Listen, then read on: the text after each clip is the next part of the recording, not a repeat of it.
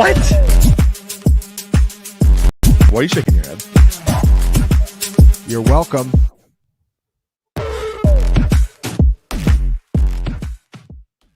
What is up? Let's go week one. We're ready for it. I'm John Hansen, FantasyPoints.com. And that's Brett Whitefield on the upper right there. And Graham Barfield and our guy Thomas Tipple is on the other side of the glass. And this is week one matchup points here on the website and on our YouTube page. Thanks for liking, subscribing, and all that good stuff. Guys, what's up, man? It's week one. I can't believe it's here. August flew by. What's up, Graham? It did fly by, John. It's crazy. I honestly could use another week of September, but I'm thrilled to have ball. Happy Rashee Rice Day to everyone who is celebrating here at FantasyPoints.com. Yeah. He's catching, 7-8 balls tonight, 90 yards. I think that's a pretty solid projection. I saw, Brett, you just had see, you're smart. I've never done this in my life. It seemed like you just had a family vacation like a week or two ago, so you're all fresh and ready to go. Yes, sir. We were gone all week, and it was the best timing for vacation. Got the batteries recharged, ready to rock. All right. Well, without any further ado, a little bit of a different format this year. We're not going to get all newsy and injury speculation here on a Thursday night. Granted, we've got a couple of days of practice in, but let's be honest here. It all comes down to the Friday practice, even in week number one. So we're going to be a little bit more data, film, and if there's a big injury of note, we'll obviously bring it up. Let's go, of course, to tonight's opener, which kicks off in like an hour and 15 minutes right after we sign off. We'll go right up basically to kickoff, maybe a little bit before. Baltimore Ravens, of course, at the world champion Kansas City Chiefs. Graham, I'll kind of start with you. This was not a huge game in terms of like compelling data points, although I think the most compelling data point in the game is probably the stuff on our guy Rashee Rice. Yeah, it is. It is. Rice just took over, as basically the Chiefs' number one wide receiver to close out last season. Last 11 games, he out-targeted Travis Kelce 92-86.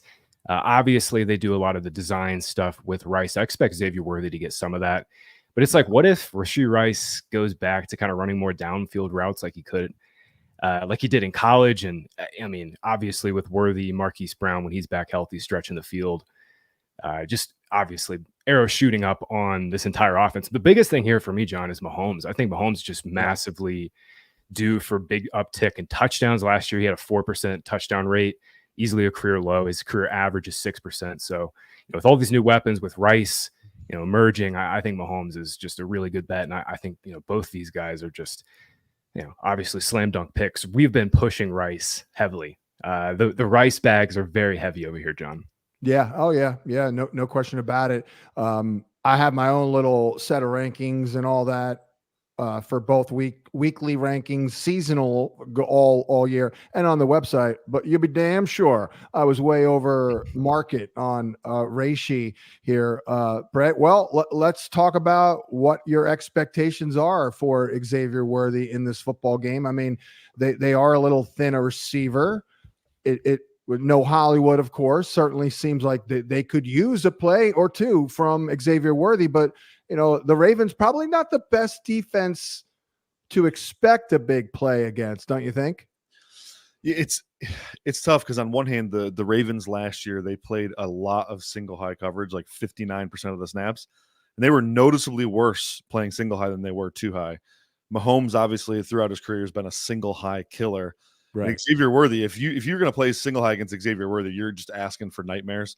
Xavier Worthy is a math changer, a guy who can, force busted coverages all over the place. We saw it against the Lions in the preseason game. I think Worthy forced 3 busted coverages in like 9 snaps. So, I'm curious to see what Baltimore does with the new defensive coordinator. If they come in and they're going to play a little bit of too high, if they come back with a little bit more of a too high look against Kansas City, I think you just pivot off Worthy and just hammer Rashee Rice, like we've already said. It sets up for a great Rashee Rice day. Well, Graham, back to you. I mean, the Ravens tried single high against KC in the playoffs, and they got their asses whooped, right? They gave up 0.44 fantasy points per drop back, 63% more than their single high production. Yeah. I mean, the thing is, though, I mean, the Chiefs, like Brett was saying, schematically way different this year.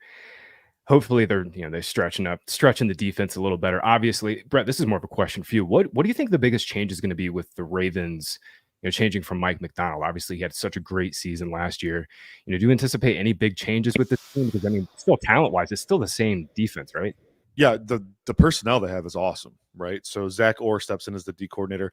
He's in that Baltimore pipeline, right? So I would expect more of the same. I think they have an identity. Orr will put his own spin on it, but it's all about creating that illusion of pressure, rocking and rolling safeties, mixing up the coverage looks post snap. That's they're going to do all the same stuff. They love those stand-up backers to rush the passer, and they like to move them around at A gaps and B gaps and get clean picks there. So I expect Orr. He wore the Ravens uniform for his entire career, basically. So I expect him to kind of just fall right in line and keep the train going.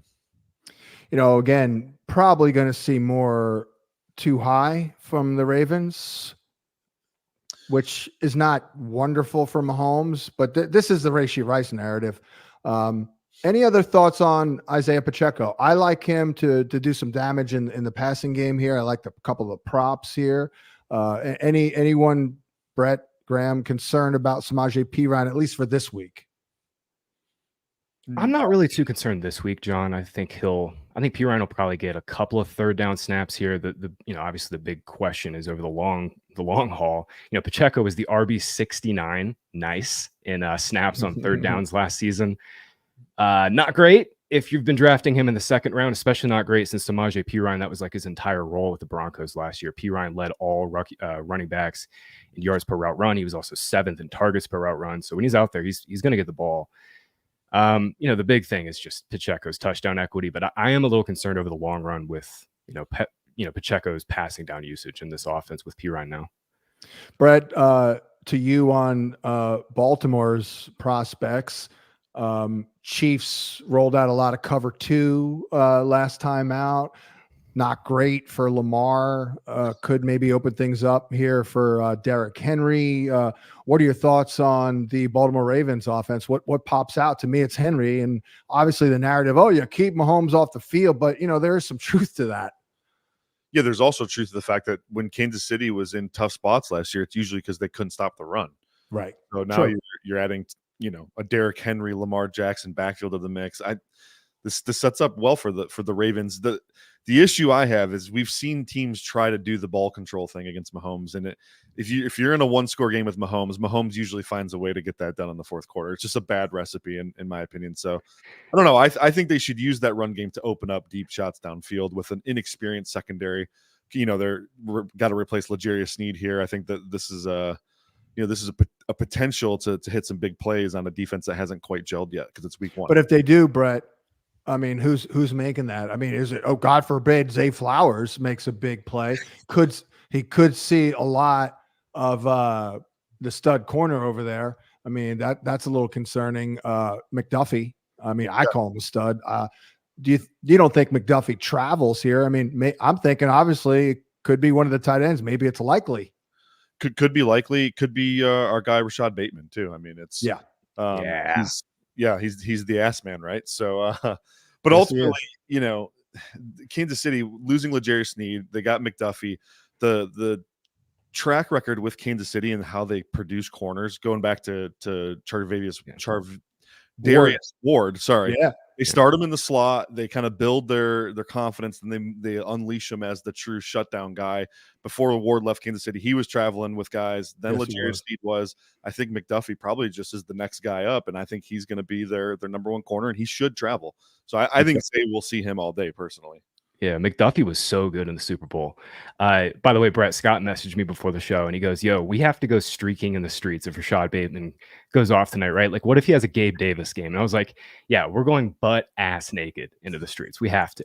Emphasis on yes. The Thursday night special, of course, for Rashad Bateman. And by the way, yes, sir. I thought about this 3 days ago before we even started delving into the ass, if you will. Bateman, first name that came to my mind. So boom, there it is. It means it's probably going to happen. Let's move on to Green Bay and Philadelphia. And Brett, I'll start with you, but data, you can get into it, but it's looking real good for Mr. AJ Brown data wise here.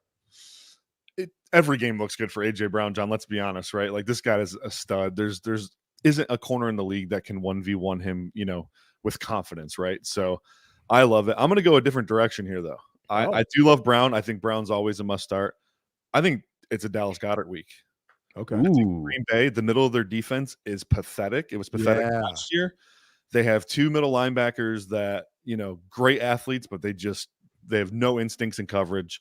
Rookie safety, slot corner issues galore. Yeah. I just if you looked at the way they got exploited all season last year on defense, it was the middle of the field. Just rewind the Tampa Bay tape, right? Chris Godwin absolutely annihilated them in the middle of the field.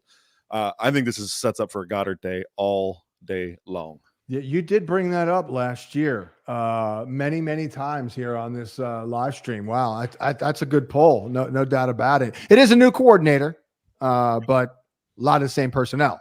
Yep, same person. I mean, their completion percentage allowed between the numbers last year was like 86%. I mean, it was absolutely outrageous. So I'm going after that until they prove me wrong that I can no longer go after that. So.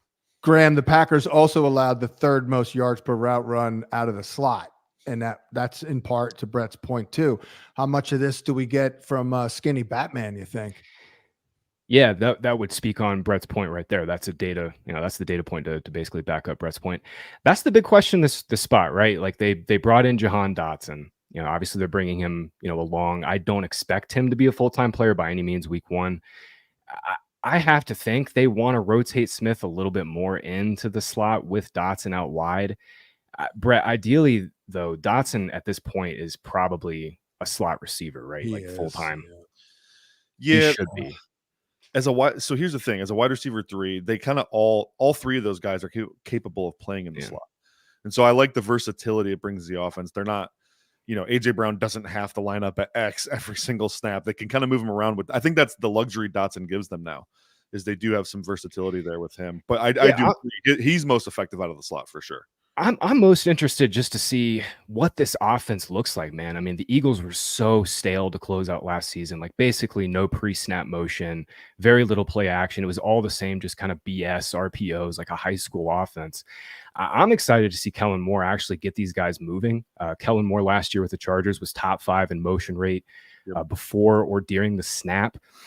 With his receivers. So just getting AJ Brown and Devonta Smith a little bit more leverage over cornerbacks, getting them up running full speed into their routes, into their breaks quickly. I think that's going to help this offense quite a bit. It's going to help Jalen Hurts quite a bit too, because Brett could speak way more to this, but this offense was just so freaking bad. ISO route after ISO route last year. It was brutal. There was just like no cohesion. Yeah, I'm excited to see Jalen Hurts with some hots. When he's getting pressure looks, he actually has a check down or he has an out. Yeah, I'm thinking Barkley, just to prove a point, catches like 4 balls in the first half. What about the matchup for our guy Jordan Love and the Green Bay Packers? Hey, they were a disaster on the other side of the ball in Philly last year as well. But Vic Fangio, how much of a miracle worker is Vic Fangio? I know we added a bunch of high-end dudes in the draft here, and we've got a pretty good secondary here. Brett, how good do you think this Eagle defense will be early on? That's a tough guess, but what do you think? Yeah, it's a little inexperienced with the rookies. I don't think both of them will play, right? Probably more just Quinyon Mitchell. Then they're going to see a lot of Isaiah Rodgers and Darius Slay. I don't know. Vic Fangio is one of the best at running that scheme. It's actually the same scheme they were running last year, by the way. It's just nobody runs it well except for Vic Fangio. They're going to play a ton of off cover 3, off cover 4, let those instinctual cornerbacks, read the quarterback's eyes, like Quinyon Mitchell and Darius Slay. That's what he is, right? He's an off zone corner who just thrives on playing the ball underneath him. So he probably can be an effective Band-Aid, Vic Fangio, that is. I think he might get this turned around pretty quickly. So I do like the matchup, though. It is week 1. They have had no time on task together other than training camp, but no live reps. None of these guys played. So, it's definitely a good spot for Jordan Love. Yeah, Graham, I don't know, not to go off on a tangent, but Philly's pass rush this year, where are they getting it, Yeah, I still think they're pretty good up front. Obviously, maybe not the same elite unit that they once were back in their heydays. Packers had a pretty good offensive line last year. They really kept Love clean. That's a huge thing for him. For me, John, it's Love closed out as arguably the hottest quarterback in football last year. I would argue that maybe Matthew Stafford was a little hotter. Jared Goff could be in that conversation too. Can Love kind of replicate that going into this season? I mean, for fantasy, as we know, Love doesn't run a ton. He did have a couple of kind of scramble touchdowns last season, near the end zone, near the red zone. What kind of ceiling does he have? I think that's my biggest question here is how high can the ceiling be for the Packers? Because to me, I mean, I think all these pocket passers are a little bit limited just in fantasy now, just given how many great running quarterbacks we have. But yeah, I mean, no doubt Love is definitely at the top of that pile with Burrow and Stroud. I mean, if he picks up where he left off and moves up another nudge, I mean, we're looking at a 40 touchdown guy. I mean, clearly, maybe not all with his arm, but I mean, what did he get he could push for 30 to 35 this year. I think before we move on, we got to talk Packers receivers. This is just an absolute mess for fantasy. Obviously Romeo Doubs and Christian Watson both profile as the primary receivers in terms of total routes. Brett, do you see anything in this game that kind of stands out to you between these receivers? How about Watson? I like Reed against the rookie Quinyon Mitchell. Mitchell's projected to play in the slot there. I mean, I think he's my favorite too. Yeah, Reed is a shoot in the limited sample we got. I think he averaged 0.54 fantasy points per route run last year, which is a really good mark, especially for a full-time slot player. Like that's a really, really solid mark there. So him getting to go against a rookie, I think is a premier matchup for him. You think Darius Slay can run with Christian Watson though if they're lined up outside there? Probably not stride for stride, but I doubt they'll bring Slay up to press him. So he's going to be off with safety help all the time. Yeah. Let's move on. Next up here, Pittsburgh at Atlanta, and oh boy, big news here. I mean, boy, I haven't checked in an hour or two, Graham, but I mean, I have Justin Fields in a Superflex dynasty where I'm dead. And all of a sudden I'm like, whoa, maybe I got a week 1 starter here. Yeah, you're kind of wishing ill will against Russell Wilson's calf there, aren't you? I don't know what's going on, man. It just seems like it's lingering. It kind of seems like a non-issue. I saw a quote from Van Jefferson today where he was like, I didn't even know Wilson was limited, so it kind of seems like it's a minor deal. All right. But I don't know, man. This version of Russell Wilson, they can say all they want, but I think he's going to have a pretty short leash. Yeah, well, in terms of the Steelers matchup here, I mean, any thoughts on where they are, Brett, up front? I mean, I've been waiting, because it's already Smith. We know it's coming here, but I've been waiting for the Steelers to, can we open up the season actually, blocking it up a little bit? It seems like they need 2 months to gel, and it looks like we're looking at that again this year. Unless you tell me otherwise. I'm more Ciamalo is out, right? Yeah. The left tackle has been struggling. The vibes are a little suspect up there. Well, this is what happens when you piece together a 5-man unit that's mostly young, right? All these guys are under the age of 24, except for Ciamalo, who's now hurt. So this last draft, I mean, they knocked it out of the park with the 3 guys they drafted, but they're not going to reap the reward of that for several years to come, right? Yeah. It's not going to happen this year. Maybe next year they get it. It's just trusting, 2 rookies to start from day one. That's a tough ask. Now Mason McCormick might be getting in the mix because the Ciamalo injury. This whole thing's kind of a mess. It stinks too because at the end of every season, Najee looks like, oh wow, he's back, right? And then wait a second, the O-line stinks again. So I don't know. I feel bad for Pittsburgh fans. Next year, I think, is the year for them in that offensive line, but I don't think this is the year that we're going to see it happen.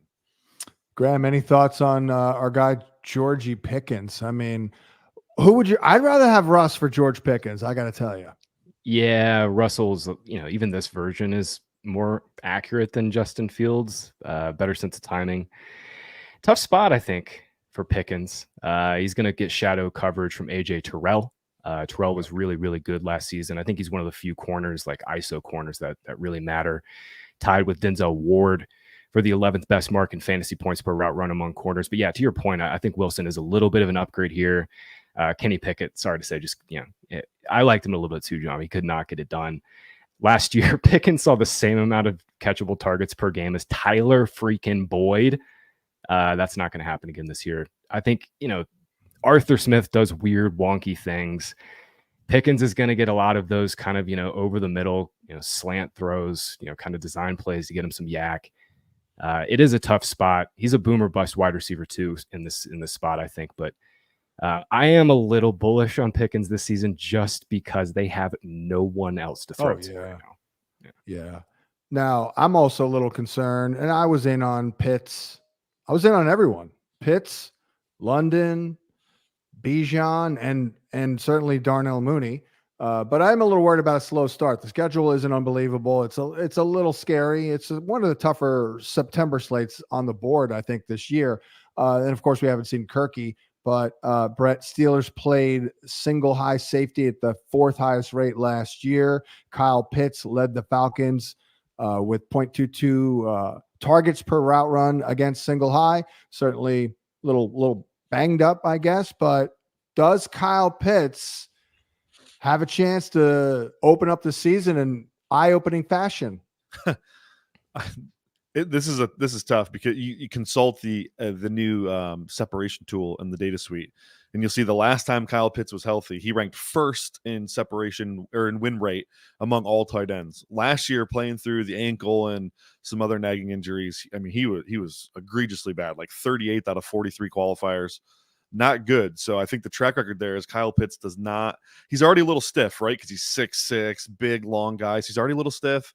Then you add an injury to the mix. I just don't think he can separate when he's banged up. And I worry about that. The flip side to this argument, though, is Drake London's catching a shadow from one of the more promising young corners in the league, and Joey Porter Jr. Yeah. Pittsburgh will do whatever they can to allow JPJ to ruin Drake London's day. So somebody's going to have to catch the ball there. I think, I'm not going to say London's not going to catch a single pass, but I think he will have a slower day than anticipated, which means Kyle Pitts or Darnell Mooney is going to have to step up, and they both have arguably the most favorable matchups on the table. Graham, I'm not sure if you're in on that one. I'm not sure if you hate Darnell Mooney. I'm not sure if you hate me for liking Darnell Mooney, but I like Mooney a lot in this spot here. The prop is unbelievable. I think it's like 20 yards. Yeah, no, I definitely don't. Never could hate you, John. I love you, but no, Mooney is a good play this week. I think Tom was all over this in betting Discord. He gave that out. I think maybe Monday. I'm not overly concerned about London. I hear you on Joey Porter Jr., Brett. Man. They've had this entire offseason to get London design targets. This dude has always been a target earner. Yeah. I think we can maybe realistically bump him down like a point or two in projections for London, but I still think London's like a lock for 8 or 9 targets here. And the Kyle Pitts injury seems like no big deal at all. Full practice today, he's good to go. Good. London targets per route run falls against too high, but I know from last year typically is great or better against man, but not Porter, right? I mean, one thing to be good against man, but when the actual man is really good, right? Who wins that matchup, Brett? Oh, that's tough. I mean, the physicality Porter brings to the table, I think, is a lot for Drake London to handle. I mean, he's the perfect body type to stop a bigger body control centric wide receiver in Drake London. So, and he was an absolute eraser last year as a rookie. He shadowed 7 times, and 6 of those, I mean, he borderline blanked his opponent. I mean, I think it was like less than 10 fantasy points per game against other teams' number 1 wide receivers. The one guy who got over on him a little bit was T. Higgins. And there was a weird kind of busted coverage in there too that led to a big play. So I don't know. I think I trust that JPJ is an actual eraser. And even when the Steelers are back playing zone, the way Drake London, where he lines up on the outside and the way JPJ plays, it's still basically man for those two. It's still going to be press cover 3 or press quarters where JPJ is just all up in his business the whole day. I think it's, we had this huge debate in our company Discord today, right? So I don't think we're docking him too much, but I'm a little skittish on Drake London myself. So yeah. I mean, I looked at it closely, thought it through, and he's only wide receiver 15 for me. I mean, I kind of think that's a little low, considering I had him at like. That's about right. He's just a really good wide receiver too this week. Yeah.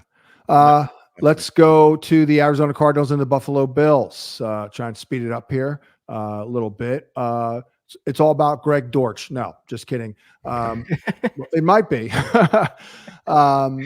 Cardinals showed too high looks, second highest rate last year under Gannon. Josh Allen, second most fantasy points per drop back. Problem is, Graham, his two top receivers are gone, but it's time for our guy Khalil Shakir, baby, because I love me some Khalil Shakir. Does it start this week? Khalil Shakir just good at the game. Was good coming out of college. Small sample stuff has been really good. He's going to get more of a role this year. The question I have here is like, what does this rotation look like after Keon Coleman? Because in the preseason, I mean, it's clear Coleman's just going to be like, they're just going to stick him on the boundary. He's going to run vertical, and they're going to take some shots to him for sure. The question then becomes, what does the rest of this rotation look like? Because in my opinion, they have 3 slot receivers in Shakir, Samuel, and Dalton Kincaid. Obviously, I think Kincaid's the best player. He's the best separator. Shakir is the better receiver than Curtis Samuel, and Samuel probably gets some more of the bit work, is kind of like, getting some of the more designed targets and maybe a couple carries. I just don't know if I see a fantasy relevant player here other than Kincaid. I think that's my biggest thing. I think all of these guys are going to be like game to game, week to week. The only consistent thing I see here is Kincaid getting 6 to 7 first read targets every single week. From there, I'm I know we're supposed to be talking analysis. I have no idea what this is going to look like for the rest of the year. I feel like I do. I could be wrong, but I feel like I do, Brett. I feel like Khalil Shakir is their top outside receiver, honestly. I mean, I'd rather him in the slot, but look how good he was last year. Look at the data. I mean, look at all the yards per reception. I mean, the guy is just a damn good football player. I've been watching him from the rookie year preseason. He's never been bad in the NFL. So what do you think here? I'm thinking he could catch 70 balls. It'd be great for my brand if he emerges as their number one personally, because I had Shakir like wide receiver 6 in his draft class, which was higher by 10 slots than anybody else. So yeah, I would love for Shakir to break out. He's got the talent for sure. He's, like you said, he's never looked bad. Every time he's on the field, he produces. It's so early to tell right now. I got to see how they're gelling. I also think underrated aspect here is Buffalo under Joe Brady is now a power run team. Like they are man concept. They're gonna run that dart play. A lot of duo. They're just gonna smash you in the face. I think for me, I'm really looking at the running back splits this week. Ray Davis versus James Cook. I really am, pounding the table for my guy Ray Davis. I think he's gonna be. I'm with you, man. I was as well. I interviewed him. One of the greatest dudes that I came across feeling. I mean, I'm all in. I thought he looked good this summer, Brett. Looked awesome. I thought he looked really good. Player. Really good running back. Brett, to your point about James Cook, maybe the craziest stat I pulled this offseason in the data suite, James Cook has 22 carries inside the 10 in his career. 22. You want to guess how many touchdowns he scored? 0. 1. And he's got 6 fumbles inside the red zone? He might, man. So Ray Davis, a little bowling ball action there, maybe short yardage. I mean, Josh Allen's the goal line back. Let's not get it twisted, but I mean, I think Ray Davis is legitimately in play for goal line carries. They signed Latavius Murray off the sofa last year, gave him 12 goal line carries. True. And in playoff Lenny. They signed Lenny. And playoff Lenny, and neither one of them really worked out, but they were clearly searching for that guy. Yeah. Cardinals are searching. Well, maybe they found their guy in Marvin Harrison. Bills did allow the 5th fewest schedule adjusted fantasy points to outside receivers. So maybe Brett, the matchup there is in that slot. Although I mean, I used to think Teron Johnson was really good here, but any thoughts on, Marvin Harrison's chances here? I think the outside receivers are maybe attackable here. I know Benford's good, but Rasul Douglas maybe. Yeah, the Buffalo's just been so stingy on the outside. Those they get a lot of their cornerbacks with that scheme. Yeah, I think the spot to attack Buffalo is going to be their safety rotation. Mm-hmm. So they lost both their starters from last year, and Poyer and Micah Hyde. Now they do have some consistency with Taylor Rapp and DeMar Hamlin, who were the reserves last year, but it's just like I think that's a massive step down. So I think attacking them in the middle in the seams is probably going to be the way to go, which means I'm calling for a big Trey McBride game because I think that's where he's really going to dominate them in the middle of the field on the numbers, inside the numbers there. So that's I agree. Yeah. Hey, I've been saying it all offseason with Trey McBride. We will gladly trade off a few targets to Marvin Harrison for more red zone trips and more touchdowns with this offense. Oh, sure. I'm actually glad they got Harrison for McBride. Yeah. Like totally. Yeah. I got McBride with 6 grabs this week as well. Yeah. And, James, well, I guess we'll see Benson what we see, right? Brett, I thought Benson looked damn good on a couple of touches this summer, though. Did you? I saw one where he looked shot out of a cannon. I guess the speed is what I was impressed by. Maybe 2 plays. Speed in the open field, sure. The hesitancy behind the line of scrimmage is scary for me. Okay, I wasn't studying that. All right. Yeah, I saw the same thing, Brett. And this was a problem for him at Florida State. By the way, I mean, he could just get away with it because he's such a sick athlete and it's college. But it was a problem in the preseason for me too. And also he was almost shying away from contact, which was new for me because he was an angry runner at Florida State. But there were some carries where it looked like he was protecting himself for sure, not really fighting for extra yards and kind of just going down. I don't know. I was a little concerned. You're right though, John. The open field speed is obviously that translates to the NFL. It's just how many creases is he actually going to get against a good defense in Buffalo? I don't know. That's why we have multiple brains in the thing here because I was watching the game. I didn't study every play. All that popped to me was the guy can move in the NFL, like no problem. Oh yeah.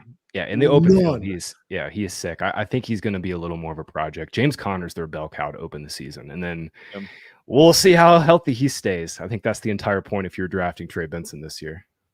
Let's go to Tennessee and Chicago. And Brett, go to you. Do we already have a running back controversy or are we still not sure who is the number 1 back? I mean, are they that interchangeable, Pollard and Spears?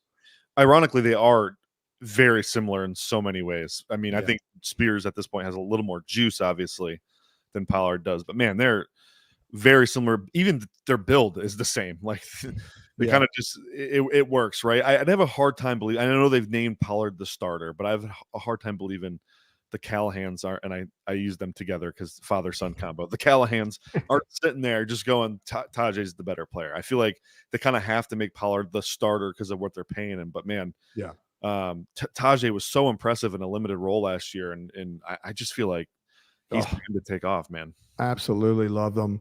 Love them this year. Love them last year. I mean, I took them. If you read my draft plan article, I mean, I took them every damn time in the 9th round. But Graham, it's a good matchup here by the numbers in terms of Eberflus in this scheme, giving up production to receiving running backs and all that passing game. I kind of lean toward Pollard being maybe getting a nod over Spears on passing downs, but I mean, that's close. Pollard was a former college receiver. I mean, any thoughts on how they divvy up the passing down work? Yeah, to your point last year, and this was by scheme only, Jacksonville allowed more running back receptions than the Bears did. I'm with you, and I think Brett maybe mentioned it too. I think they give Pollard like the first crack as the 1A just because he's the veteran. He got the more money. Tajay Spears is better at football. I had Spears at RB2 in his rookie class. I just thought he was a baller. The question to me then just becomes how good this offense can be with Will Levis. I'm not sold. I don't think anybody should be totally sold. He had some nice moments last year. The Falcons game was sick. There were some, great throws in that Dolphins game, but he was very up and down. I think that is the humongous overhanging question here. John, I'll flip it over to the Bears side because we gotta mention week 1, Caleb Williams suiting up, first ever game. 7th highest implied team total on the slate, 25 points. Bears are, right there with the Chiefs, right there with the Bengals this week in terms of their outlook. Markets are very, very bullish on Caleb, and I've just been looking around the industry. It does not feel like the industry projections are that way, like at all on the Bears. I think Bears are really sharp this weekend. I like their defense to be the most improved unit in the league. Jalen Johnson's a baller. Montez Sweat changed their defense last season. I think they could put it all together. Brett, I want to ask you, what your thoughts on Caleb are. What would be a successful first couple of starts and, successful week 1 for him? What does that look like for him? Well, I'll tell you right now, this is the absolute perfect matchup for Caleb Williams because Tennessee has no pass rush whatsoever. One of the worst pass rushes in the NFL. They did nothing to improve it this offseason. And so all of those things that drive us crazy about Caleb Williams, what we also love, like the out of structure stuff, the off script stuff, he's going to have all the time in the world to do whatever he wants. He can pirouette for no reason out of a clean pocket and throw a bomb downfield. It's going to be there. So, and then not to mention, I think Tennessee, they're starting 5 new starters in their secondary this year, right? Right. Yeah. Sure. They completely have, well, they had to remake their secondary after how bad it was last year, but yeah. True. This is just for like Bo Nix, on the other hand, he's getting a terrible first matchup as a starter. Caleb Williams, this is picture perfect. We are a successful day. I don't know. I'm bad with projecting numbers. That's what I leave for you guys. How about only one or fewer picks would be the starting point? Yeah. Probably 300 plus total yards and 2 or 3 touchdowns. I think that'd be a great start for him. That's a great point about their pass rush too. I mean, I think that'll be the Achilles heel for Caleb this year, is knowing when to, kind of take an L and knowing when to not, stop extending. That's a great point though for this spot. Brett, do you think L'Jarius Sneed will just stay in one side here, or might they travel him right out of the gate? I don't know, because Chidube Awuzie came over from Cincinnati. Obviously, he's got familiarity with the staff, so like they're kind of like a 1A, 1B. Awuzie has been a very good corner in his career. I don't know. I really don't know what they're going to do. I think it's tough. Like, and the communication could be an issue too. So I think maybe with 5 new starters, right? So maybe they just leave those guys on a side early in the season just to try to get that communication built up. And yeah. One real quick on the receivers here. Bears play a ton of zone. I mean, Eberflus's scheme, I know they don't have a pass rush, much of one, but I don't love this one, Graham, for like Calvin Ridley, let's say. Yeah, it's a tough spot. Jalen Johnson was really good last year. I don't think Johnson's going to shadow. In fact, I don't think Johnson shadowed at all last year, but I mean, no cornerback was targeted less frequently than Jalen Johnson was last year. Really, really good physical corner. Bears were very good at limiting production to fantasy receivers down the stretch. DeAndre Hopkins is dealing with an MCL injury. That is a huge, probably overhanging injury for much of the early season. So I'm expecting Ridley to get a few extra targets in this game. So if you're chasing volume, it should be fine. But yeah, definitely not a good matchup. Definitely got to speed it up. That's for sure. Let's go to New England, Cincinnati. I don't think we'll spend too much time on the Patriots. Put in Ramondre as John, I got some killer analysis for this game. You ready? Just play the Bengals defense. There you go. Yes. There you go. There you go. There we go. Obviously, if Jamar Chase is in uniform on Sunday, everyone's starting him. Burrow said he's playing. Burrow said to the media today he's playing. Chase is told he's playing. So he's got 2 years left in his deal. I mean, I get your bag, man. Get multiple bags, but yeah. Brett, do you see anything in the backfield for Cincinnati? I know I don't think Moss he didn't even play, right? I will say the first game I'm watching Chase Brown. I'm thinking like, I like Chase Brown, but I'm like, yeah, they probably need Moss as early down back. Yeah. I don't know. Brown's not small. He's 215 pounds. Oh, I know. I interviewed him in person. The dude is like jacked up like a heavyweight fighter. I mean, he's big. Yeah. He carried one of the biggest workloads in college too. He had a huge workload in college. He had a 1,600-yard season in the Power 5. Somehow fell to the 5th round. I don't understand. I think the thing I keep coming back to with these two is like Chase Brown is literally tailor-made for Zach Taylor's offense. He's so stubborn with the outside zone stuff. They're going to run it on 70% of their carries. That's where Chase Brown just kills you, is on the outside zone stuff. He's got the speed to win the edge. I just think it's such a good fit. And we've seen Zach Moss try to run an outside zone. It's not pretty. He thrived in Indianapolis last year on inside zone and duo carries with read option attached to it.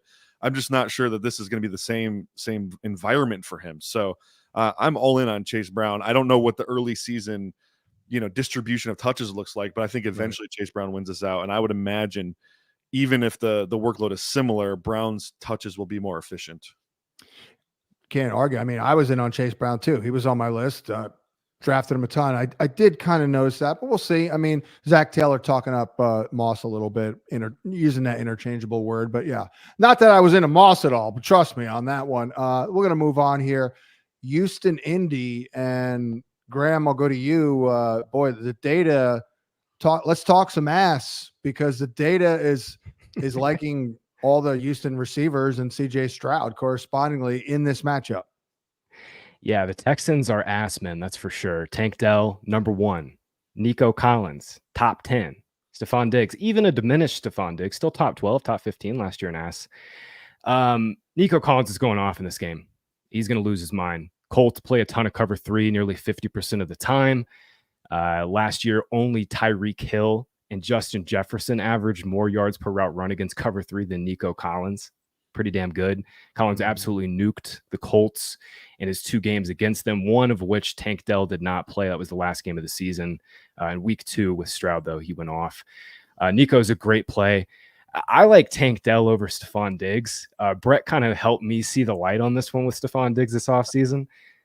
Dell, not only a 6 separator, not only kind of a more versatile player, he might be like the 1B here to Nico Collins' 1A already. Last year, I mentioned Collins awesome against cover 3. Tank Dell actually earned more targets against cover 3 in their 9 games played together, 34-25 against to Nico as a rookie. Tank is just freaking good at the game, man. The targets in this offense are going to be weirdly distributed every single week. You're going to have a week where you have Tank Dell and he only gets 3 targets. You're going to have a week where Nico Collins only gets 3 or 4 targets. That's just the nature of this offense. I just think CJ Stroud is a kingmaker. I think all 3 of these guys are going to elevate the ceiling of this offense.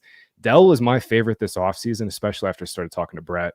But, I mean, you could sell me on Nico Collins as being a top 10 receiver this week on this slate. Brett, can you sell me it all on Gus Bradley? I will say, personnel-wise, I think their defense has a lot of interesting players. I mean, might we be sleeping a little bit on Indy's D? Their front is nasty. Really good. Their front will be much improved this year. Obviously, Leatu coming in will help that pass rush, but they got other guys too. Kwity Paye taking a big step. DeForest Buckner. Like, this front will be nasty. My concern here is their cornerback. Their starting outside corners might leave the most to be desired in the NFL. And I liked Julius Brents coming out. Did not play good as a rookie.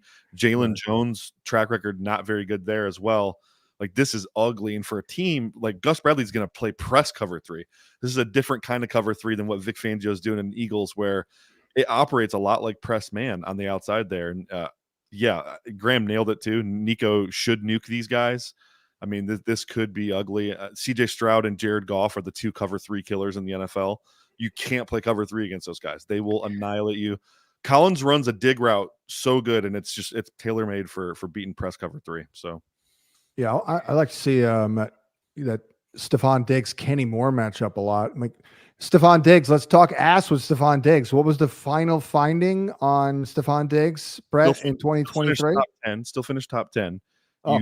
You aggregate that for like the final 6-7 weeks when I said he fell off a cliff, and the ass suggests he fell off a cliff. Wow. He lost his ass. He lost he lost his ass.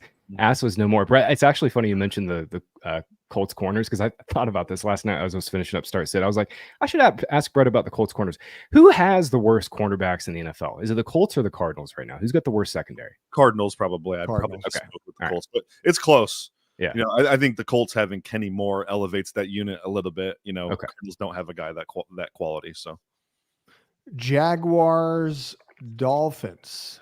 I kind of feel pretty good about Trevor Lawrence this year, but we shall see about that. Graham, you are Mr. Jacksonville. Maybe I'm being blinded by being the Jacksonville media market now, Graham, but no, that's not the case.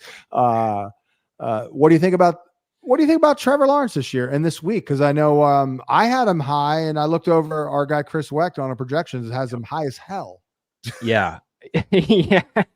Yeah, we do. I mean, here's the thing. I was in Thomas's DMs last night, and I said Trevor Lawrence is long-haired Alex Smith. Now, that's not to say that Alex Smith can't be a good, quarterback, fantasy quarterback. But I think at this point, we have not seen Trevor hit the ceiling yet. Now, that's not to say he can't. That's not to say that he doesn't have the receivers, because I think he does. Christian Kirk is an ass man. Brian Thomas might be one of the Brian Thomas is going to be a really, really good field stretcher. I'm bullish on Lawrence too. And I'm really bullish in this spot. I think it makes a ton of sense. This is one of the few games where it actually has blow-up potential this week. Usually week 1 games are a little lower scoring than normal. This game's got a really good total, 49.5. Obviously, Miami's going to push the scoring pace in this spot. Lawrence has been a pretty good fantasy quarterback as an underdog. I was kind of looking at some splits and fantasy points data. Lawrence has been pretty solid in these types of environments. I think 2 or 3 extra fantasy points per game in big totals. Miami's defense is a humongous question mark here. Humongous. Huge defensive coordinator change. Jalen Ramsey has a hamstring injury. I don't think Jalen Phillips is going to play. He's got an Achilles injury. Right. Brett, what's your outlook on this Dolphins defense, man? I mean, they're really, really tricky. Who's rushing the passer? Yeah, dude. Don't tell me Chubb Robinson. That dude is super raw. Both their, Jalen Phillips and Bradley Chubb coming back from 47-year-old Calais Campbell. Yeah, right. Exactly. So this is a huge issue for me. And to add fuel to the fire with the Trevor Lawrence stuff, Lawrence's biggest issue last year was processing too quickly, getting the ball out too fast. I think he had a time to throw 2.29. When you filter out his dropbacks where he held the ball over 2.5 seconds, 3rd highest passer rating in the NFL, Miami has no pass rush. So Trevor Lawrence should be able to stand back there in theory and take all the time in the world to process. He's not going to be panicked. He's going to be patient. He's got new shiny toys on the outside. This should be a great start to the season for Trevor Lawrence. And furthermore, when Miami does go play a little bit of man defense with that cornerback unit, they've stated that they want to play a little more man this year. Trevor Lawrence is a really good scrambler. Like, he can go pick up tons of yards with his legs. I feel great about Lawrence in this spot, honestly. I used to think Kader Kohu was really good, but I mean, is that a great matchup for Christian Kirk? Kader Kohu is good. He's good. I wouldn't say he's really good. I think that's the type of corner Christian Kirk typically wins against, Okay. That's all I needed to hear. ETN going to get the ball. Are they going to work in another back here? Is it Tank Bigsby o'clock, Graham? No. It's never Tank Bigsby o'clock. I think if Tank Bigsby had a different name, he'd be out of the NFL. He had a couple good runs in the preseason, but he was legitimately the worst running back in the NFL last season. Jags beat reporter John Shipley a couple days ago was saying that Lawrence and the entire coaching staff was just like praising ETN for his pass catching, praising how much he's developed as a route runner. And this is something I talked about when ETN came out. Like, most of his targets in college came off screens or checkdowns. This was something he had to develop, and he did. Seemingly, he developed it a little bit more last year. We saw him score a touchdown. I think that was an option route. I'm not entirely sure on that touchdown he had from Lawrence. He was wide open. Yeah. Regardless, I'm all over ETN this season. I think Tank Bigsby is, he's the RB2. He's re-earned the job after he lost to Dearness Johnson last year. But ETN was I think the cheapest clear-cut bell cow you could draft this season. Yeah, I mean, hard to argue. I mean, he was the RB3 last year. And nothing of note, literally nothing added to the backfield. Jaguars, Brett, allowed the 4th most schedule adjusted points to outside receivers, which could be a problem. They added Ronald Darby, but I mean, I don't know about that. They also gave up a lot of production to running backs through the air. Is this a Mike McDaniel bonanza, basically, and Tua goes off again? Yeah, this on my first read show, my co-host Joe Marino picked the Jaguars to win this game, and I wanted to get there, but when I really broke it down, I'm like, who the hell is covering Tyreek Hill and Jalen Waddle? No. I mean, this is I don't understand. I mean, this is going to be tough for them. Should be a high scoring game. I have a really fun nugget to throw at you too, John.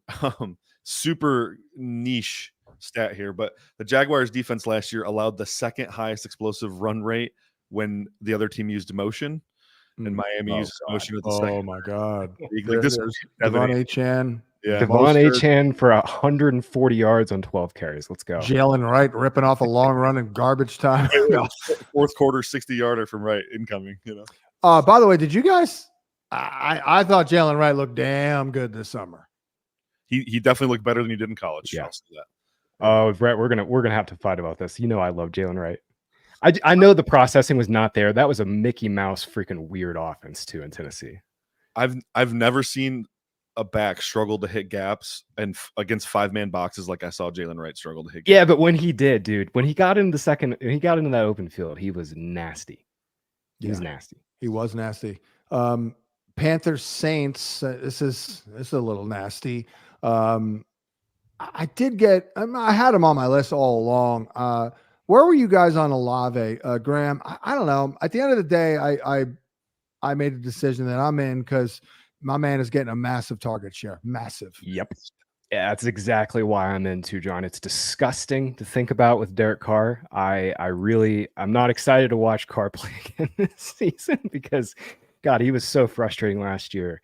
The ball is going Olave's way. We saw it, very small sample in the preseason. He ran 15 routes with Derek Carr. He got 8 targets. Obviously, Rashid Shaheed was out with a hamstring injury, but I mean, they're going to funnel the ball to this guy. We saw it a little bit to close out last season.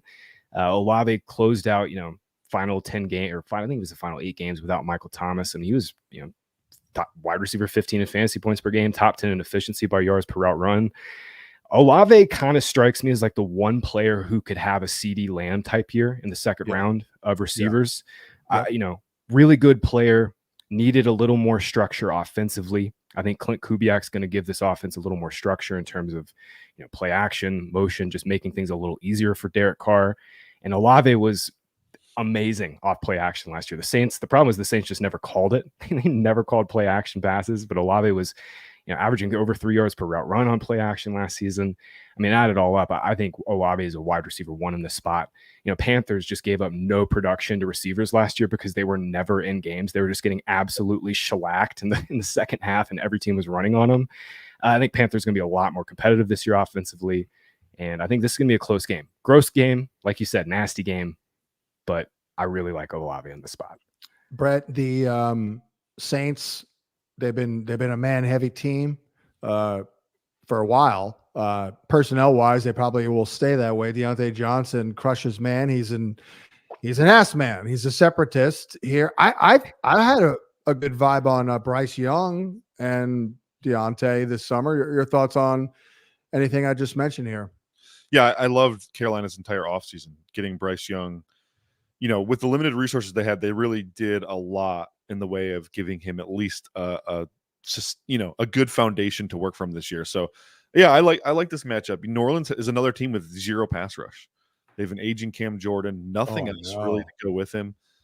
And ultimately, I just think this is going to be a good spot for Deontay Johnson. New Orleans secondary is always good, right? But if your D line's not getting home, it should yield plenty of opportunity for Deontay. I mean, Cam Jordan, man, where does the time go? He's 35 years old. I mean, it's just unbelievable. I remember he was a young buck here. Well, let's move on to Minnesota and the Giants. And Graham, data-wise, what's the first thing that jumps out to you? Would it be Brian Flores and his blitz-happy ways against Danny Dimes in that O-line? Oh, God. Yeah, I mentioned in Start Sit this week that the Giants hopefully burnt the tape against the Texans, sent it to Mars, and then obliterated the ashes of the game tape because Daniel Jones looked like he hadn't played football in the NFL in that preseason game. Data wise in this spot, yeah, I mean, Flores did a really good job, I think, with this defense last year. And, Brett can speak way more to this, but this front 7 is sick.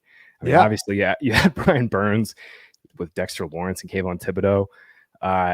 The Giants were really, really bad against the run last season. They got absolutely trampled. I think this is interesting change here for the G-men. Brett, let me ask you about neighbors in this matchup here, because I don't know. It seems like some people think neighbors is in a blow up spot. I know the Vikings gave up a lot last year. I personally thought they did a pretty good job given the personnel. You do have Stephon Gilmore. I know he just added there. I thought Byron Murphy was pretty good. I mean, what do you think of this matchup against a Viking secondary, basically, those DBs for neighbors? So it's twofold thought here. One, I think Neighbors in a similar spot to Olave where, just from pure volume, he should be productive, right? By far their most talented player. Daniel Jones obviously loves him. The rapport has been there all camp between those two. And then he's going against a team in Minnesota. Yeah, if the corners are, locked in, they could be okay. But Brian Flores is going to give you so many opportunities to throw the ball downfield because he blitzes like crazy. There's going to be a lot of zero looks coming at you. You can take some YOLO shots. I mean, Minnesota gave up a ton of big plays last year in the pass game, a ton of them. So I don't see that changing. I think, Flores is going to stay locked in like that and just keep blitzing his little heart away. So that is Neighbors is going to be fascinating because I was not in at the ADP. I don't know about you, Graham. Where were you on Neighbors? Yeah, I wasn't in either, John. Daniel Jones scared me off quite a bit. Neighbors is going to earn a ton of targets. He's an awesome player, but yeah, Daniel Jones really scared me off. Last year, Daniel Jones was the dead last in deep throw rate among quarterbacks. Neighbors is going to have to really stretch the field here. The funny thing about that is the only thing Daniel Jones does well is throw a deep ball, like a pretty deep ball. That's it. Yeah, that was the only good throw he had in that Texans game to Darius Slayton. That was almost dare I say, a dime. By the way, I think I misspoke earlier. I was, we were talking about Brian Flores. I think I misspoke and talked about the Giants real quick, but last year, man, this Vikings run defense was really good. We were going back and forth in Discord just about, what to do with Devin Singletary this week because, Brian Dable has been saying basically he's a bell cow. Tyron Tracy missed a ton of practice time with this ankle injury. Flores' run defense was really, really good last season. Yeah. Second season now, they just added Dallas Turner. Singletary is interesting this week, just as like pure projection. The volume is really freaking good, but yeah, I'm kind of out on Giants in general just because of Daniel Jones, and this is a really, really rough spot. But I mean, if you have Singletary, you drafted him, you need an RB2. I think he's fine as a plug and play, but rough spot matchup wise. I just pulled the nastiest stat ever real quick. Sorry. Yeah. The Giants gave up a pressure rate of 57% when blitzed last year. And in Minnesota, blitz is 52% of the time. That's actually insane. Brett, who's the second highest team? 50%. I mean, it was unwatchable for like 6 games before it was. I mean, it was like a tragedy unfold. It was really bad. I mean, I'm not trying to make any excuses for Daniel Jones, but I saw him after like week 3. I'm like, this dude is absolutely shell shocked. Yeah. When Tommy DeVito and that unit averages more yards per game, more yards per play than the Daniel Jones unit, that's not a great sign.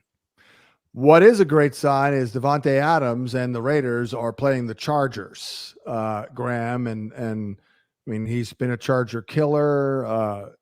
Everything is pointing toward a big game, despite the fact that Gardner Minshew is the quarterback.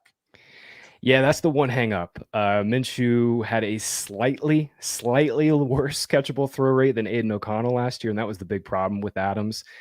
For fantasy football, Adams was the wide receiver 5 in expected fantasy points per game. He should have averaged nearly 18 fantasy points per game, but he didn't. He averaged 12.5, and that all came down just from quarterback play. DeAndre Hopkins was the only receiver who saw more total uncatchable targets last season.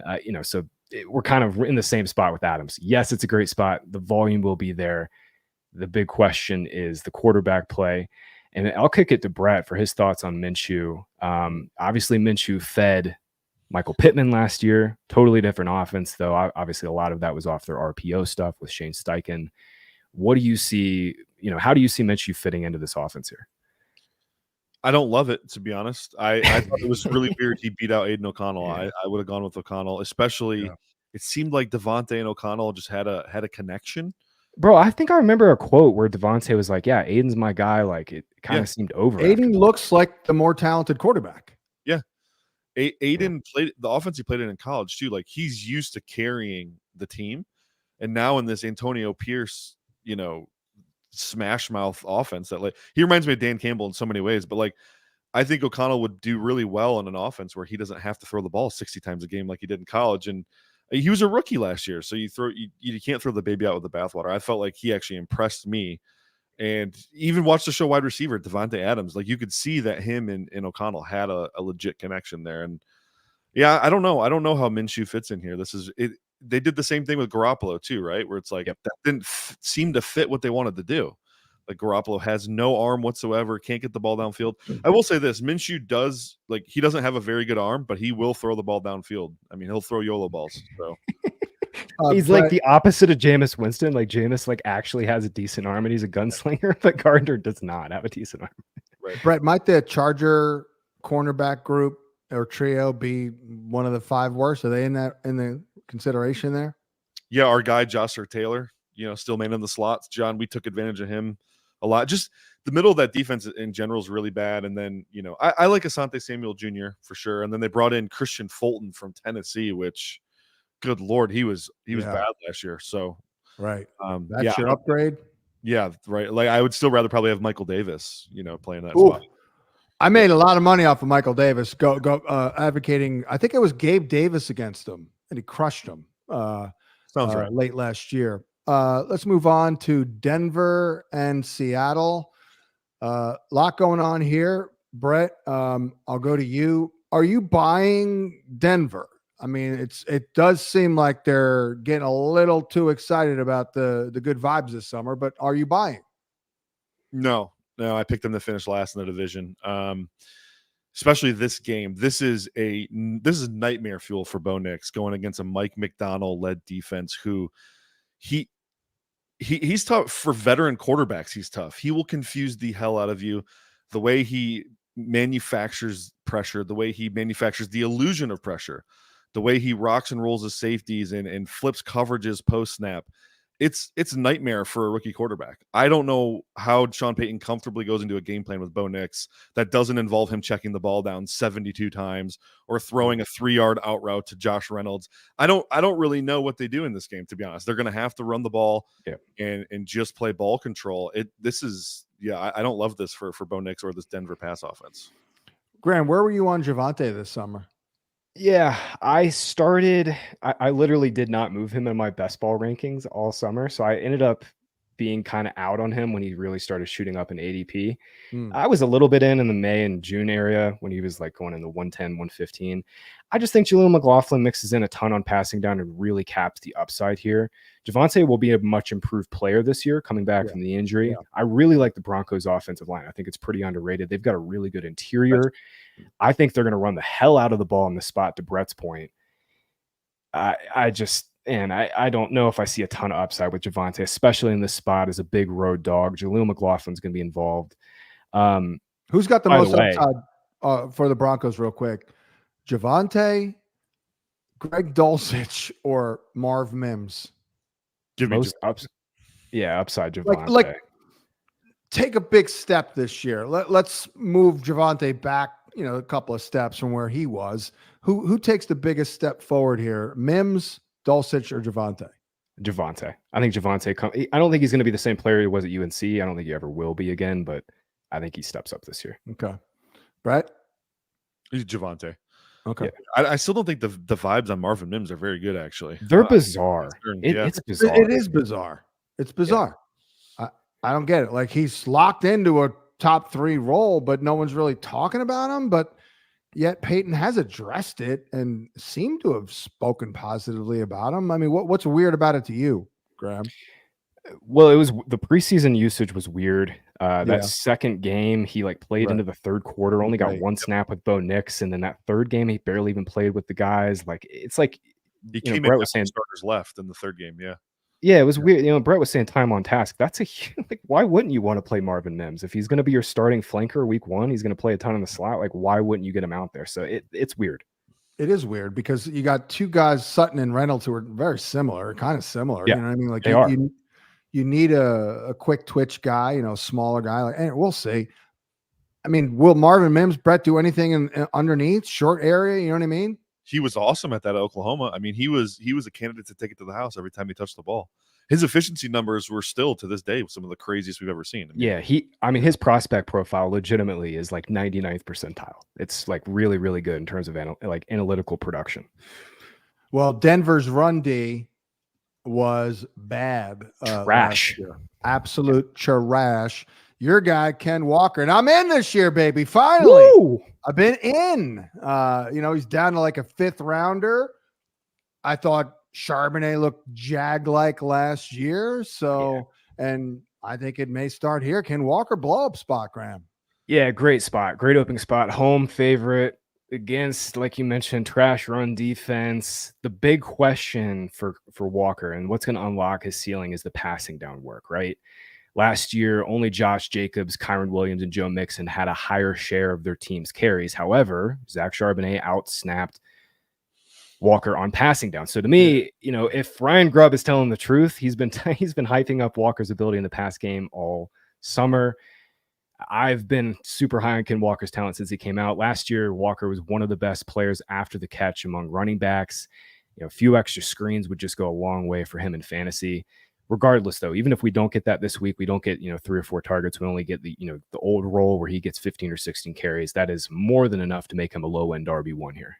I mean, there was no real compelling reason, Brett, to play Charbonnet over Walker as much as they did. I remember thinking, were they justifying the pick? I mean, what are your thoughts on that? The Charbonnet draft selection is still one of the oddest ones in recent memory. But I'm just excited that Kenneth Walker is free of Shane Waldron. Ryan Grubb comes in. They're going to play a ton of 11 personnel. They'll even dabble with some 10 personnel here and there. And Kenneth Walker should see light boxes. The dude's never ran against a single light box his entire NFL career. Spread them and shred them. Spread them and shred them, baby. This is what you get Kenneth Walker in space, and that dude is an absolute monster. Yeah, he can take anything to the house. I'm very excited for Kenneth Walker. I have more shares of him in redraft than any other running back by far. Let's go. Yeah. I was very high on him. I mean, I listed him way up there on my my target priority list here. Actually, you know who I did like, and I hated him last year, was JSN. I like JSN this year. I actually have him. I know bold. I actually have him leading Seattle in catches. I don't know where you were, Graham, on JSN this year. Yeah, I remember debating you about JSN last year, and I lost that one pretty handily. Just a weird role, though. That was a Shane Waldron special, too. Like, he just pigeonholed him into this weird short A-dot player. Like, it made no sense, Brett. It made absolutely no sense. JSN was a down-the-field winner at Ohio State. Dude averaged 4 yards per route run. Yes, that's C.J. Stroud, but 4 yards per route run before he broke his ankle in that, 21 season, I guess it was now. Yep. I'm with you. I think JSN at worst leapfrogs Tyler Lockett. I think he can push for the team lead in targets with DK Metcalf. I love DK Metcalf this season, though. Like, this was the first year I have been really in on Metcalf. I've kind of been out. Man, Metcalf in this offense where Grubb is actually going to stretch the field, if they're actually going to let Geno throw deep, Geno is freaking good, man. Like, really good. Geno is top 8 in completions over expectations back-to-back seasons on throws of 20 or more yards downfield. He just needed to do it more because Pete Carroll wouldn't let him do it more. I like Metcalf the most, but man, JSN's talent, I think, will be on display finally this year. We'll see a lot of Surtain, I would imagine, on the outside. Let's hurry up. Let's hurry up so we're not late for the game. Dallas at Cleveland. Real quick, Cliff Notes version here. Brett, this matchup for Dallas. This will be a little scary. I mean, I don't know if they're going to play man as much as they did last year, but Cleveland's D is scary. I took Cleveland to win this game. Same. You have Myles Garrett going against rookie Tyler Guyton. Dallas has issues on the O-line all over the place. There's 3 new starters, 2 of which are rookies. This is potential to be ugly against this Cleveland D line, man. So Myles Garrett has a chance to just ruin this game for fantasy, especially for that Dallas run game, which is pretty non-existent as it is. But I love Cleveland in this spot. I don't know about other players for Cleveland, though. I mean, I'm not expecting crap from Watson. I don't really like Njoku this year, Graham. I mean, Jerome Ford. I mean, to me, they're kind of a mess here, the Brown skill players this year.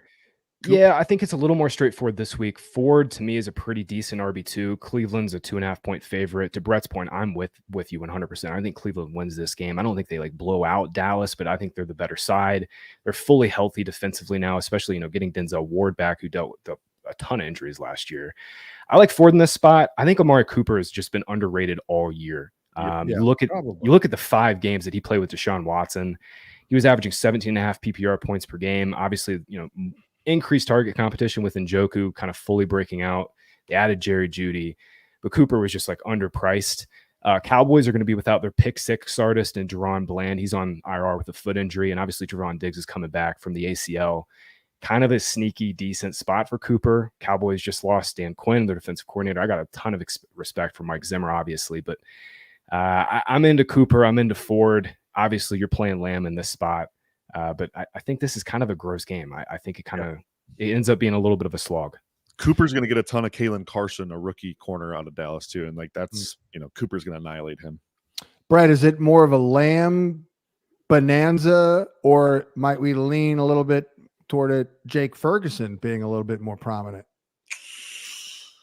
I kind of like Ferguson. Yeah, I mean, the thing with Ferguson, what he does for that offense is he's just their check down. He's a short area. Dak gets in trouble, he's going to check it down to Ferguson. So I think that's always there. The amount of pressure Dak sees should yield, Ferguson getting a lot of targets here. So I do like Ferguson. It's always a CeeDee Lamb week, though, right? I mean, sure, for sure. There's Just maybe a little bit more of a Ferguson week than normal. Washington at Tampa Bay. Graham, anything jump out to you with this one? I did not get a ton to really kind of jump off the screen to me. Oh yeah, it is Chris Godwin week. It is Chris Godwin season. Godwin last season was kind of, look, Dave Canales is a great offense coordinator, but he played outside a ton.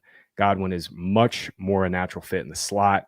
You look at his separation metrics by ass last year. He was a much better separator in the slot, top 30 in separation metrics when you lined up inside. Last season, he averaged more yards per route run inside. And guess what? The Commanders are starting a rookie at slot corner. And they got absolutely flamed last year in the secondary. I mean, we were talking worst secondaries in the NFL. True. Yeah, Cardinals, Chargers. I think you could put the Commanders still pretty firmly in there. This is a really weak defense. Obviously, you're playing Mike Evans, but I think Chris Godwin stood out to me as a really kind of underrated play on the spot. Yeah, I mean, I retract my statement there because Mike Evans is looking unbelievable here on the outside, Brett. I mean, if he sees Michael Davis, I mean, good night. I mean, he's scoring, like, basically. It comes full circle. Michael Davis, yeah. I mean, this Washington secondary is brutal. I mean, it really Mike Sanders still might be the best guy here, and he's a rookie, so they're going to take advantage of that. But, yeah, fire up Evans and Godwin all day long. Baker should have a really nice day. And then any thoughts on Daniels? Graham, he's going to run. That's why we that's why we drafted him. Commanders road dogs against a veteran coach. Commanders have a really bad offensive line too. I think Daniels is going to have to run for his life a little bit this season. Yeah. I think he's too, right? Yeah. He's going to get. Yeah, they're going to get aggressive. I love Terry McLaurin though this season. I've never said that before, but I think this. Me too. No, really I'm with you again. I'm with you again, baby. As soon as Dotson, I was like, that's it. I was on Dotson all off season, just theoretically. And once 2 weeks got in, I was like, that's it. I bailed like August 10th, and then they did the deal. I'm like, there you go. It's all McLaurin. By the way, Zach Ertz will probably catch like 7 balls, for like 29 yards. Moving on, your Rams or your Lions are hosting the Rams, Brett. I mean, I kind of view this as a pretty simplistic matchup for the Lions. I mean, I'm not that worried. What do you think? No, this is not going to be nearly as close as it was in the playoffs where they face each other. Rams have 9 new starters on defense. They don't have a true run stopper in the middle. I think the Lions control the line of scrimmage right out of the gate. And then the secondary for LA, they're terrible. Like they're right in that bottom 5 mix for worst cornerback unit in the league. Yeah. Raheem Morris is no longer there to put the Band-Aid on it with coverage. Yep, I think this could be the Jameson Williams breakout game we've all been hoping for here. I think this is it. I think Ben Johnson's ready to let this kid go. No, man, this is a Sam Laporta smash. Rams were terrible against tight ends last year. They just traded Ernest Jones. Laporta's going to lose his mind. Yeah, Laporta, their new starting middle linebacker that's replacing Ernest Jones. Laporta destroyed him in their playoff game with a broken ankle. Yeah. So, I mean, that's a good call. Yeah, I forgot about that. I forgot Laporta was playing through that ankle injury. What a dog. Yeah. Last but not least, Jets at Niners. Brandon Ayuk leading the league in ass from the slot last year. Get him inside. But, the Jets allowed the lowest yards per reception thanks to Michael Carter, the other Michael Carter here. So, something's got to give in this one. I mean, Shanahan's offense and Purdy and all that against this defense, Brett. I mean, what are your thoughts? I picked the 49ers to win this game pretty easily here. I don't know, man. It doesn't matter how good the Jets defense is. Like Shanahan's so good at scheming it up, man. Yeah. But it's probably a George Kittle week for me. Yeah. I have the same thought. Yeah. I had the same thought on Kittle. If there was one spot the Jets were like a little bad, it was against tight ends last year. Kittle is just always the one guy who kind of gets left out of the fun. Ayuk last year was, leader in first read target share, followed by Debo, and the Kittle was at like 16, 17% when they all played with McCaffrey and Purdy. But yeah, I think this is a good spot for Kittle. I'm a little lower on Ayuk, obviously just has not practiced very much. Doesn't need to stay on point with Brock Purdy, but rougher matchup. Does not get any design targets. This kind of blew my mind last year. I mean, obviously we know it intuitively watching the games, but Ayuk didn't get a single design target last year. Debo and McCaffrey get all of those, which just really raises their floors. I'm a little lower on Ayuk. Debo will get the design stuff. I think you stream for Purdy this week. I think that's the call with the Niners. Jets offense here. I feel pretty good about them. Obviously a challenging matchup, but I'm not that worried about the corners here. Like, Brett, any thoughts on this matchup here? Aaron Rodgers and the Jets taking on this front. Yeah, I like the matchups across the board. San Francisco has been soft on the outside for years now. And John, I used this talking point like a million times last year. If you can pass protect, like it's the Niners, you can tear them apart in the pass game. With Tyron Smith and Morgan Moses, it's week 1, so those guys are healthy. We should be able to protect Aaron Rodgers a little bit. The 49ers do not have the D-line depth either that they've had the past few years. They are thin, like across, like Nick Bosa and Javon Hargrave was pretty bad last year. I mean, this could be rough for the 49ers. I think they take a step back this year in general, and I think it's because of their defense personally.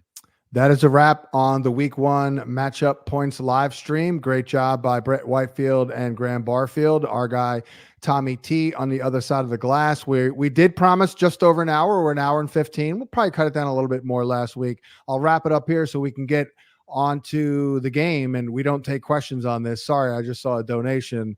But that will be Sunday, and Graham and I will be here. Along with the grinder, Tom Brawley, and make sure you watch all of our stuff. It's like a TV channel. We're like a TV station now. Thanks to our guys, Trey and Tommy. So for Brett and Graham, I'm John. Thanks for watching, liking, subscribing. Enjoy the game. We'll catch you next time. What? Why are you shaking your head? You're welcome.